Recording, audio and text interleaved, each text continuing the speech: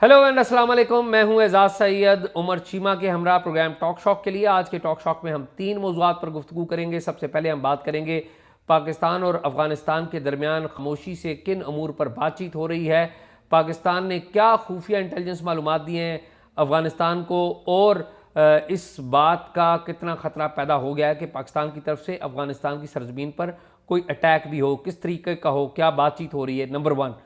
दूसरे नंबर पर हम बात करेंगे चौधरी परवेज़ लाई, साबिक़ वज़ीर आला पंजाब और पाकिस्तान तहरीक इंसाफ के रहनुमा। उन्होंने बयान दिया है कि इमरान खान से जेल के अंदर यूरोपियन यूनियन और IMF के जो लोग हैं वो बराह रास्त मुलाकातें कर रहे हैं, रेगुलरली मुलाकातें कर रहे हैं। इसकी क्या बैकग्राउंड है उस पर बात करेंगे।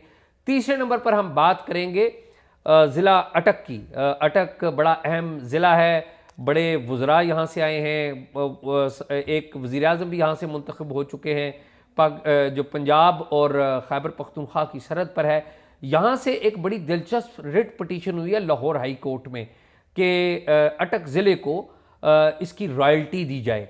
तो वो क्या कहानी है और मुनफरिद क्यों है, उसके ऊपर बात करेंगे। तो बातचीत का आगाज़ करते हैं। चीमा साहब, क्या चल रहा है आज? बड़ी खबरें गर्म है शहर में, वैसे पॉलिटिकली चीज़ें माहौल गर्म है, लेकिन फॉरेन अफेयर्स पे भी गर्म है। तो क्या स्टोरी है आपके पास? आप बताएं, स्टोरी तो आपके पास। स्टोरी मेरे पास ये है कि आज वजारत ख़ारजा की जो तर्जमान है मुमताज़ ज़हरा बलोच साहिबा, उन्होंने अपनी हफ्तावार ब्रीफिंग की। तो उन्होंने ब्रीफिंग में जब उनसे सवाल जवाब हुआ तो उनसे पूछा गया कि अफ़गानिस्तान के हवाले से जो इंगेजमेंट है वो क्या हो रही है। तो आपको पता ही है कि पाकिस्तान कालादम TTP के हवाले से तो पहले ही एहतजाज करता ही है, और पाकिस्तान में हम इसके ऊपर अलग से एक प्रोग्राम कर चुके हैं कि कितना दहशत गर्दी में इजाफ़ा हुआ। तो उन्होंने एक नई डेवलपमेंट बताई। एक तो उन्होंने बताया कि हम मुख्तलिफ चैनल्स पे बात कर रहे हैं अफ़गानिस्तान से। दूसरा उन्होंने बताया कि पाकिस्तान ने डिटेल्स शेयर कर दी हैं अफ़गानिस्तान में जो तालिबान हुकूमत है उसके साथ, कि कौन कौन सी जगह पर TTP के ठिकाने मौजूद हैं, हाइड आउट्स कौन कौन सी जगह हैं। और फिर पाकिस्तान ने यह भी कहा है, ज़ाहिर दफ्तर ख़ारजा पाकिस्तान का मौक़िफ़ है, बयान करता है। तो उन्होंने कहा कि जी हम तो ये करते हैं कि TTP जो है इसको डिसमेंटल किया जाएगा क्योंकि पाकिस्तान की सिक्योरिटी को ये ख़तरा है। अब इससे पहले एक और डेवलपमेंट भी हुई है। आपको पता है कि प्राइम मिनिस्टर जो है निगरान, उन्होंने भी एक बड़ा सख्त स्टेटमेंट दिया अफ़गान गवर्नमेंट के वाले से। बल्कि एक रीसेंट इंटरेक्शन उनका जो मीडिया में हुआ तो उनसे किसी ने सवाल पूछा कि ये पाकिस्तान और के अफ़गानिस्तान के साथ मामलात कब हल हो जाएंगे। तो जो प्राइम मिनिस्टर हैं अनवार काकड़, उन्होंने कहा कि जब अफ़गानिस्तान में एक लेजिटिमेट हुकूमत आएगी, यानी कि एक जायज़ हुकूमत आएगी। अब ये बड़ा ज़बरदस्त मौक़िफ़ पहली दफ़ा पाकिस्तान की हिस्ट्री में आया है। हमने कभी भी ये जो तालिबान है, तालिबान को हम अपना भाई ही समझते रहे हैं, अपना दोस्त ही समझते रहे हैं, लेकिन जब वो हुकूमत में आए, हमेशा माजी में भी जब वो हुकूमत में आए थे 96 में, तो वो पाकिस्तान के हक़ में इतने ज़्यादा नहीं थे उस वक्त, तो फिर ज़रा बेहतर थे। अभी तो बहुत ही ज़्यादा ख़िलाफ़ हैं पाकिस्तान के। ना उस वक्त बेहतरी थी पाकिस्तान की पॉलिसी के in terms of Taliban, Afghan Taliban, ना इस वक्त बेहतरी रही है। लेकिन ये पहली दफ़ा आया है कि पाकिस्तान अपने आप को डिस्टेंस कर रहा है तालिबान से। तो निगरान वज़ीर-ए-आज़म ने अनवार काकड़ ने ये बात कही कि लेजिटिमेट गवर्नमेंट के, इसका मतलब ये है बिटवीन द लाइंस कि हम उसको लेजिटिमेट गवर्नमेंट तसव्वुर नहीं करते, यानी कि कानूनी हुकूमत, जायज़ हुकूमत तसव्वुर नहीं करते, और वो जायज़ हुकूमत है भी नहीं। इसलिए जायज़ हुकूमत ये कि वो वोट के ऊपर तो नहीं आए, वो तो गन के ऊपर आए हैं। खैर ये एक अलग मामला है। असल बात क्या है, मैंने जिसका पूछा भी मुमताज़ ज़हरा बलोच साहिबा से कि कुछ इस तरह की रिपोर्ट्स हैं, और ये आज की रिपोर्ट्स नहीं, काफ़ी दिनों से ये बातें चल रही हैं कि पाकिस्तान बड़ा सीरियसली कंसिडर कर रहा है कि हॉट परसूट तर्ज का एक अटैक अफ़गानिस्तान के इनसाइड करे, यानी कि अफ़गानिस्तान के अंदर जो TTP के ठिकाने हैं वहाँ पर कोई ड्रोन स्ट्राइक हो जाए या F-16 के तैयारों की स्ट्राइक हो जाए। तो मैंने वैसे इनसे मुमताज़ साहिबा से पूछा, उन्होंने कहा नहीं ये तो स्पेकुलेटिव बातें हैं, लेकिन एक्चुअल बात ये है कि पाकिस्तान की तरफ से ये बात सीरियसली टेबल पर मौजूद है। जो हमारे फ़ैसला साज हैं वो इस पर बिल्कुल गौर कर रहे हैं, और वो ये सोच रहे हैं कि अगर पाकिस्तान के ऊपर अब कोई अटैक होता है तो हम उसको रिटेलिएट करें, सर्जिकल स्ट्राइक, सर्जिकल तर्ज की स्ट्राइक करें या हॉट परसूट करें, जो भी है। तो ये बड़ी सीरियस मौजूद है। और आपको ये भी बता दूं कि पाकिस्तान एक दफ़ा ड्रोन स्ट्राइक वहाँ पर अफ़गानिस्तान में जाके कर चुका है।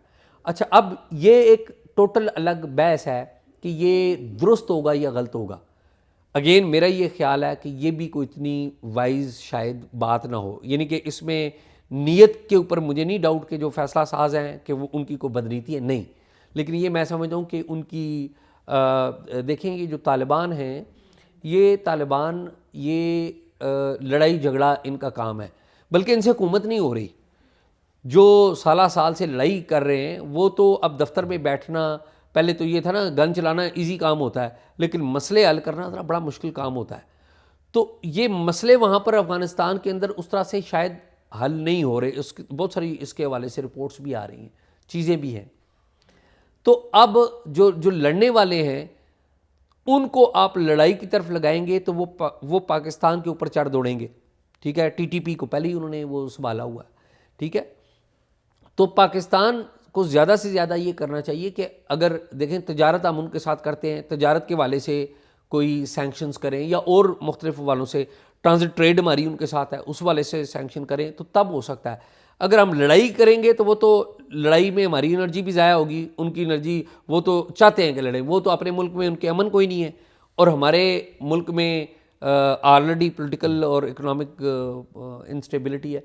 तो लेकिन मोटी बात क्या है? मोटी बात यह है कि पाकिस्तान की तरफ से ये काम किया जा रहा है। और ये जो अफ़गान महाजरीन का जो इनखला है, ये भी इसके पीछे भी सोच बेसिकली ये है कि जी हम तालिबान को बिठा लेंगे। हालांकि इस वक्त ये जो अफ़गान महाजरीन है, ये अफ़गान महाजरीन वो तालिबान को इनको वेलकम करने के लिए तैयार नहीं है, ना इनको वो समझते हैं कि ये उस तरह से हमारे हैं, ये वो तो टेक्निकली इनको पाकिस्तानी समझते हैं और हम खैर उनको भेज रहे हैं। तो हम तो वैसे तालिबान को भी पाकिस्तानी समझते हैं। हाँ, पाकिस्तानी समझते रहे हैं। हाँ। और वैसे मैं अब आपको एक और बात बताऊं कि मुझे बड़े ज़िम्मेदार ज़राए से पता लगा है कि एक बड़ा मौसर तरीन अफ़गान वज़ीर है, वो उसके पास पाकिस्तानी पासपोर्ट है और पाकिस्तानी शनाख्ती कार्ड है, और वो कुछ अर्सा पहले वो उम्रा करने गया हुआ था सऊदी अरब पाकिस्तानी पासपोर्ट के ऊपर। वो बल्कि ये है कि उससे पहले पासपोर्ट इधर से रिन्यू भी करवा के गया। जी हाँ। लेकिन ये बड़ी सरप्राइज वाली बात है, हैरान कुन है कि अगर इन्हें सब कुछ पता है तो इन्होंने उसका पासपोर्ट ब्लॉक क्यों नहीं किया। नहीं, आप देखें ना कि उसका पासपोर्ट ब्लॉक नहीं किया और यहाँ पर दूसरा काम ये यानी कि शुरू हो चुका हुआ है कि जो कमज़ोर लोग हैं, उनके जो बेबस लोग हैं, उनको आप बाहर धक्का दे रहे हैं। यानी बात ये है, देखें पहली बात तो खैर बात हमारी लंबी हो जाती है, फिर प्रोग्राम लंबा हो जाता है, लेकिन ये है नहीं, ये इख्तलाफ होना ठीक बात है, ये कोई नहीं, वो इख्तलाफ तो होता है, लेकिन ये है कि प्रोग्राम लंबा हो जाता है, ये मसला है। तो वो जो आप महाजरीन की बात कर रहे हैं ना, महाजरीन का इशू ये है कि मुझे तो फ्रैंकली ख़ुद भी जब मैंने तस्वीरें देखी बहुत एक दिल दुखता है, दिल टूटता है, यानी कि उनका बच्चों का। और मुझे ख़ास तौर पे मैं ये सोचता हूँ कि ये नस्ल दर नस्ल बेचारे इन्होंने हिजरत में ही गुजार दी है, कोई शक नहीं। तो ये तो एक तो बड़ा एक सैड है। दूसरा ये है कि ओवरऑल पाकिस्तान ने मेरे ख्याल जितना पाकिस्तान बदनाम ज़्यादा है, और जो जिस तरह हम अपने लिए कोई किसी को मुर्द इल्ज़ाम पाकिस्तान से बाहर ठहराते हैं ना कि उनकी हरकतों की वजह से पाकिस्तान जो है वो तनज़ली का शिकार है, जो अफ़गानिस्तान के लोग हैं उनका भी ये इशू है, ठीक है। वो भी हर चीज़ का इल्ज़ाम जो है ना पाकिस्तान को देते हैं। अब जहाँ तक ये अफ़गान महाजरीन का तल्लक है, काफ़ी लोग इधर हैं भी, ये जो इलीगल हैं, आइडियली तो इनका शुरू में ही हमें कुछ एक स्टेप ले लेने चाहिए थे, हमने लेट लिए, ठीक है। उससे लोगों की तवक्कुआत भी बदल जाती हैं। अब ये है कि वो ममालिक जिनकी हम एग्जांपल देते हैं, अभी इस साल की मैं बात कर रहा हूँ कि इस साल जो पहले यानी कि साल का निसफ हिस्सा है, यानी कि जून जुलाई तक, जून तक पहले 6 माह जो है, जर्मनी ने कोई 650-700 अफ़गानिस्तान के लोग जो है उनको डिपोर्ट किया है, इलीगल लोगों को। यही हाल जो है ये यूके वालों ने किया है, नीदरलैंड वालों ने किया है, ठीक है। इन्होंने बल्कि अपना ना, यानी पहले तो ये लोग जाते थे ना, तो इन्होंने यूके वाले इन्होंने उधर जाके ना पनाह ले लेते थे। इन्होंने खुद अब क्या काम किए हुए हैं, पनाह ले लेते थे, फिर जो है वो केस का इंतज़ार करते रहते थे, लेकिन फिर भी जब अदालत का फैसला आ जाता था और अगर को उसका स्टेटस यही इलीगल डिटर्मन होता था, उसको डिपोर्ट करते थे। इन्होंने एक तो ये सोचा कि हम जो है ना उधर को रवांडा में एक जेल बना के ना सबको उधर फेंकते हैं, वो खैर उनकी अदालत ने उनको रोक दिया है। अब उन्होंने कोई एक फ्लोटिंग, किसने सोचा? यूके वालों ने, अच्छा, ठीक है। अब उन्होंने एक फ्लोटिंग प्रिजन बनाई हुई है, कोई उधर से यानी कि वो लोगों को समंदर में रखते हैं, ठीक है, एक जहाज़ है और उसमें वो बेचारे, अच्छा वो कहते हैं कि आप जब तक आपका केस का फैसला नहीं होता आप इस जहाज़ में रहें, समंदर में रहें। अब उधर को बंदा 10-15 दिन रहता है तो उसकी हालत ख़राब हो एक दिन नहीं रह जाता। हाँ, ठीक है। अब हमारे जो है ये जो कश्ती वाला वाक़या वो भी क्या है, बेसिकली तो यही है ना कि ये उधर चाह रहे थे कि हम किनारे पर लगें, उन्होंने कहा किनारे पर आ गए तो जो है ये इधर जो है हम पर वजन बनेगा, हाँ, यानी कि ये इधर की हो जाएंगे तो लिहाजा इनको बाहर ही रहने दें। तो ये है ज़रा कंटेस्टेड इशू है, लेकिन ओवरऑल इसमें कोई पाकिस्तान का भी कोई इतना कोई नेगेटिव स्टैंड नहीं है। मैं तो असल में ये बात करता हूँ कि यार जिन लोगों की हम ये जिन कंट्रीज़ की एग्जांपल देते हैं उधर भी हालात अच्छे नहीं है, या तो अफ़गानिस्तान वाले जो है ना ये भी हमारे साथ कोई तो कहे ना कि यार आप लोगों ने हमें हमारे लिए बड़ा किया है। हमारे यहाँ ये होता है कि हमें इंडिया से इतनी लान तान नहीं उतनी जितनी अफ़गानिस्तान से, वो कोई मैच की बात हो, वो कोई और इशू हो, तो वो हमें लगता है जैसे इंडिया से ज़्यादा अफ़गानिस्तान वाले हमसे नाराज़ हैं। अच्छा, तो ये चीज़ें जो है ना, आपकी बात, मैं इस बात को एक उसका दूसरा पहलू देना बहुत ज़रूरी है। आपने जो पॉइंट बताए हैं वो ठीक हैं, अपनी जगह बिल्कुल ठीक है, लेकिन मैं कहता हूँ ये क्यों हुआ है। असल बात तो ये है ना कि अगर वो हमसे नफरत करते थे वो क्यों हुआ है। पहली बात ये है कि जब ये हम ना पहले हमने ठीक पॉलिसी अपनाई है ना अभी ठीक पॉलिसी अपनाई है। जब हम सोवियत यूनियन थी बगैर वीज़े के इन लोगों को हमने कबूल किया, वो भी ठीक नहीं था। अब इनको हम धक्का दे रहे हैं, ये भी ठीक नहीं है। क्यों? आपने कहा ना कि नफ़रत होती है, तो क्यों होती है? मैं आपको वजह बता देता हूँ कि ये 4 जनरेशन से यहाँ पर इस मुल्क में रह रहे हैं। इस मुल्क में आपने इनको जायज़ तरीके से रहने नहीं दिया। आपने इनको ना इमिग्रेशन दिया है, ना वैलिड वीज़ा दिया है। रजिस्ट्रेशन करते हैं तो उसके ऊपर हमारी पुलिस और हमारी इंतज़ामिया जिस तरीके से आम पाकिस्तानियों के साथ भी यही करते हैं पुलिस वाले। लेकिन एक जो महाजिर है जो ऑलरेडी अपना बेवतन हो चुका हुआ है, बेयारो मददगार आया है, वो उसके साथ करते हैं तो उसको ज़्यादा तकलीफ़ होती है। अब देखिए 4 जो वाक़यात हुए हैं अफ़गानिस्तान की तारीख़ में, उन 4 वाक़यात में पाकिस्तान का मरकज़ी नहीं लेकिन सेकेंडरी किरदार है। सोवियत यूनियन की जंग हुई, हमने अमेरिका की मदद की, पैसे अमेरिका से लिए, सोवियत यूनियन के ख़िलाफ़ जंग लड़ी, ऐसा ही हुआ। वहाँ से माजरीन इधर आए। दूसरा क्या वाक़या हुआ, जब सोवियत यूनियन चला गया, अमेरिका चला गया, तालिबान ने वहाँ पर राइज़ किया। जब तालिबान राइज़ कर रहा था हमने जफ़ी डाल ली तालिबान को, उन्होंने आके ब्रूटैलिटी की, फिर लोग भागे, फिर वो यहाँ पर आए, हमने उनको साथ रख लिया। यानी कि एक तरफ तालिबान को भी हेल्प की, दूसरी तरफ उनको यहाँ पर कबूल किया। 2 बातें हो गई। तीसरी 9/11 वार हो गई। 9/11 के मौके के बाद फिर अमेरिका आया, हम फिर अमेरिका से पैसे लिए, हमने अमेरिका का मफाद था, ज़ाहिर हम अमेरिका से नहीं लड़ सकते थे, लेकिन हमने वहाँ पर जाके अमेरिका को सपोर्ट किया। फिर लोग यहाँ पर आए, फिर जब अमेरिका जा रहा था तालिबान को हम खुफिया सपोर्ट भी करने लग पड़े, तो अमेरिका जा रहा था, फिर हमने कहा जी इन्होंने तो शिकंजे, गुलामी के शिकंजे तोड़ दिए, फिर तालिबान को हमने सपोर्ट किया और वो आके आ गए। तो ये 4 वाक़यात। देखो बात ये है, ये चीज़ें इतनी सादा नहीं है। अमेरिका जब आया, अमेरिका को हमने सपोर्ट किया, तो ये तालिबान, ये जो अफ़गानिस्तान वाले हैं ये भी तो जश्न मना रहे थे कि हमारी तालिबान से जान छुड़ी। काबुल में जश्न मनाए गए थे। अमेरिका आया 2001 में आया या 2000 में आया? 2001 में। अच्छा, उस टाइम से लेके अब जो है ये फतह काबुल जो हुई है इनकी जो तालिबान की, ये 2021 में हुई है, 2022 में, 15 अगस्त 2021। अच्छा, 20 साल हो गए। 20 साल अमेरिका उधर रहने के बावजूद, 20 साल तालिबान की गवर्नमेंट ना होने के बावजूद, अल्टीमेटली 20 साल बाद भी अमेरिका को तालिबान के साथ मुज़ाकरात करने पड़े। वो इसलिए करने पड़े कि तालिबान की अभी भी रूट्स ज़्यादा थी। हमारे जो है ना ज़्यादा एक लिबरल भाई हमें मिल रहे होते हैं, ठीक है, जो शहरों से होते हैं, उनकी अभी भी अगर कोई और तबका ज़्यादा स्ट्रांग होता तो अमेरिका को ज़रूरी है कि वो ये बताते हैं कि 20,000 बाद भी हम जलील होकर इधर से जा रहे हैं। वो किसी और को किसी को अलाउ करते, कोई टेक ओवर कर लेता।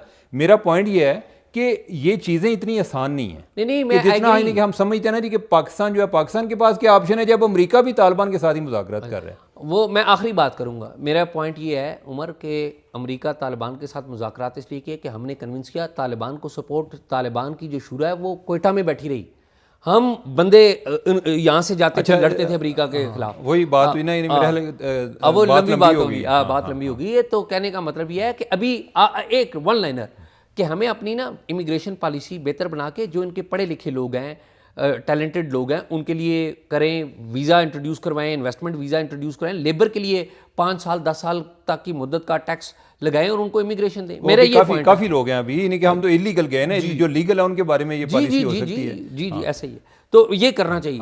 तो वो बताएं वो क्या है चक्कर परवेज़ लाई अच्छा, परवेज़ लाई साहब जो है ना, परवेज़ लाई साहब ने आज एक इंकशाफ किया है, लाहौर में वो पेश हुए हैं। उन्होंने कहा है कि उधर जो है वो तो आते हैं, IMF वाले भी आते हैं, यूरोपियन यूनियन वाले भी आते हैं, और इमरान खान से लोग मिल रहे हैं। इमरान खान जो है वो मिलना नहीं चाहता, लेकिन वो कहते हैं नहीं खान से मिलना है। ये मिलना नहीं चाहता वाला ये इजाफी है, ठीक है, इनकी ये उन्होंने नहीं बात की। तो इस पे सब लोग जो है ना एक बेयकीनी की कैफियत में चले गए कि परवेज़ लाई क्या कहते हैं। लेकिन वो मुझे लगता है कि परवेज़ लाई साहब पर ना वो PTI का असर हो गया, इस टाइम वो PTI के प्रेसिडेंट भी हैं। अब आई डोंट नो कि वो उधर जो है एक बेदारी की हालत में आते हैं या ख्वाब में मिलते हैं। लेकिन मैंने पता किया है, मैंने जब ये पढ़ा तो मेरे लिए भी बड़ी एक हैरान कुन थी बेसिकली। परेशान भी थी आप नहीं सरप्राइज था ओवरऑल कि यार ये कभी सुना नहीं है इस तरह से। तो मैंने एक तो FI वाले से पता किया कि जो उनका केस डील कर रहे हैं, उन्होंने कहा जी कि हमारे नॉलेज में नहीं है कोई इस तरह की बात, और ये मुमकिनात में भी नहीं है। उसके बाद मैं फिर अडयाला जेल की इंतज़ामिया से रब्ता किया, उनको मैंने पूछा, उन्होंने कहा जी इधर तो कोई ऐसी बात नहीं है, कोई आ नहीं सकता। फिर मैंने एक और थे कोई एक अडयाला में जो पहले रह चुके हैं, मैंने कहा कि पूछूं कि इससे पहले भी कोई आता था जो अभी खान साहब की वजह से रोक रहे हैं बंदों को। वो पता चला, उन्होंने कहा जी कि ये मुमकिन ही नहीं है। कोई एक और साहब थे जो कि नवाज शरीफ के टाइम पे, मैंने कहा कि मियां नवाज शरीफ को मिलने आता था कि नहीं, उन्होंने कहा जी कि हो ही नहीं सकता ऐसा। अगर कोई आता भी है तो ऐसी सूरत हो सकती है जिस तरह कोई ये कलभूषण यादव टाइप है, यानी कि वो है उधर उन्होंने रखा नहीं हुआ, या कोई और है जो कोई गैर मुल्की पकड़ा हुआ है, तो जो सफारतखाना कौंसलर एक्सेस देता है, और उसका भी तरीका ये होता है कि वो वजारत हारजा से बात करता है, वजारत हारजा आगे वजारत दाखिला से बात करती है। अब मुझे लगता है कि जो परवेज़ साहब है ना, परवेज़ लाई साहब, इन्होंने ओवरऑल एक अवाम की नफ्सियात के साथ खेलते हैं। आए दिन मैं देखता हूँ कि ट्विटर पे कई लोग शरारतें कर रहे होते हैं, ऐसे लोग के जो बड़े इमरान के नकाद हैं। एक दिन कोई एक साहब थे, उन्होंने ना ट्वीट कर दिया, उन्होंने कहा जी कि मैं तो इधर ना अडयाला जेल के करीब रहता हूँ, मेरा गाँव है, तो हालांकि वो उधर नहीं रहते, ठीक है। तो उसने कहा जी कि उधर ना रात के टाइम ना इस तरह लगता है जैसे कोई बुज़ुर्ग उतरते हैं और बड़ी एक कोई नूर की तजल्ली होती है, ठीक है, कोई इस तरह लगता है कि जैसे लोग ना उधर उतर रहे हैं। तो मेरा ख्याल है कि कोई खान साहब के पास ही आते होंगे उधर। उनको बहुत सारे लोगों ने रीट्वीट किया हुआ, और मैं नीचे को कमेंट वगैरह देख रहा था, किसी ने लिखा, उसने कहा कि ये बंदे की ये पाकिस्तान कदर करेगा लेकिन अभी नहीं करेगा। नहीं वो तो, सोशल मीडिया पे तो आप देखें ना, जितना झूठ लिखें उतनी आपकी रीट्वीट भी हो जाएगी, और जितना अगर आपको बिटर सच लिख देंगे वो आप गलम गलोच करेंगे। तो बस यही है, नहीं कि अलबत्ता जो है ना बॉटम लाइन ये है कि उनको कोई उधर आगे नहीं मिल रहा। परवेज़ लाई साहब जो हैं ये सरीहन झूठ बोल रहे हैं। अच्छा, यानी कि आपने सारी उम्मीदें तोड़ दी हैं। हाँ, नहीं यानी कि भाई को आके मिलेगा ना, किसी तरीके से गवर्नमेंट से पूछ के जाएगा ना। वो कोई अंदर से तो उन्होंने कोई अलग से कोई टनल तो नहीं बनाई हुई कि उधर आते होंगे। तो ना अगर वो सुपरटेंडेंट जेल को नहीं आइडिया, बाकी जो इधर गवर्नमेंट है, फेडरल गवर्नमेंट, उसको नहीं आइडिया, प्रोविंशियल गवर्नमेंट को नहीं आइडिया, तो वो किस तरह मिलते हैं? ये मुमकिन है कि ख्वाब में कोई उनका आपस में कोई सिलसिला चल पड़ा हो, तो ये हो सकता है। बिल्कुल ठीक बात। तो आगे वो बताएं जो एक अटक में लोगों ने रॉयल्टी का मुतालबा किया। अच्छा, ये बड़ा एक इंटरेस्टिंग केस है। ये लाहौर हाई कोर्ट पिंडी बेंच में एक जज साहब के पास लगा है। अटक आपको पता है बड़ा अहम ज़िला है। अटक खैबर पख्तूनख्वा और पंजाब का एक बॉर्डर है। यहाँ पे बड़े इसकी बड़ी तारीख़ है, बड़े वज़रा यहाँ से निकले हैं। शौकत अज़ीज़ साबिक़ वज़ीर-ए-आज़म वो यहाँ पर थे। फिर एक और बड़े तारीखी किरदार थे, उनका ना मलिक अल्लाह यार खुंड, ठीक है, जो पब्लिक अकाउंट कमेटी के पब्लिक अकाउंट कमेटी के भी चेयरमैन थे, जो एक ज़माने में चीफ मिनिस्टर पंजाब बनने जा रहे थे जब नवाज शरीफ बन गए थे, और फिर नवाज शरीफ की और उनकी एक मुखासमत रही।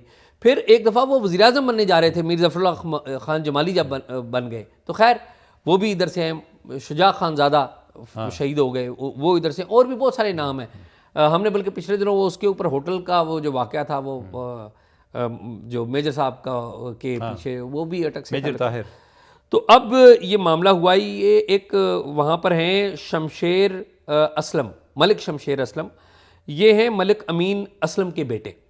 तो इन्होंने एक पिटीशन किया है, सैयद साइम हसन वकील हैं इनके।